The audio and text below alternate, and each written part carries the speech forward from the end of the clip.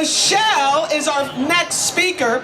She's a former rape crisis counselor. She is all about the victims. Please make some noise for Michelle!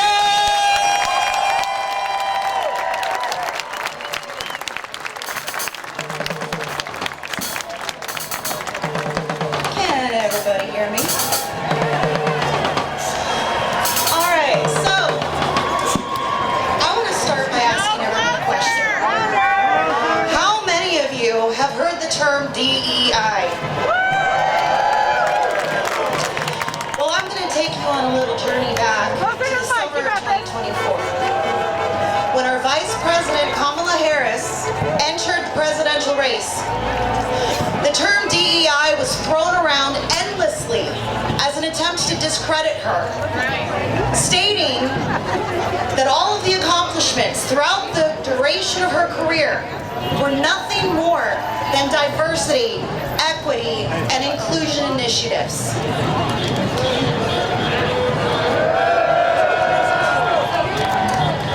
Because she was a woman, she was considered less qualified than an adjudicated rapist and a felon.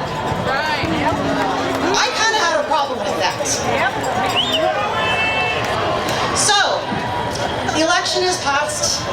We've got the Trump administration steamrolling our damn government and throwing that term DEI around as justification for their hateful policies. Even now, through a wave of executive orders, this administration is actively scouring websites, mentions of women, their historical contributions to our nation's history are being erased.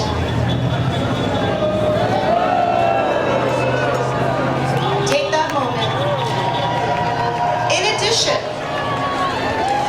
words like female, woman, girl, and equality are flagged by this current administration and targeted because they are on a mission to remove DEI practices within the federal government and our military. So the simple statement here, women's history is being erased. Now let's talk about female reproductive health and reproductive freedom. Yes, please. When Roe v. Wade was overturned, the Supreme Court opened the floodgates for states throughout the country to implement heavily restricted laws. Laws that prevent women from getting the care that they need. Even now, women are dying because they are unable to get the medical treatment that they need. And as if that weren't enough, many of these states have actually implemented, these laws punishing these women. So now they have to live in fear of that as well. So as if that isn't enough to get you a little fired up, I've got one more thing. Our right to vote. How many of you have heard the SAVE Act mentioned in the news? Hell yes, boo. Because let me tell you how this impacts women.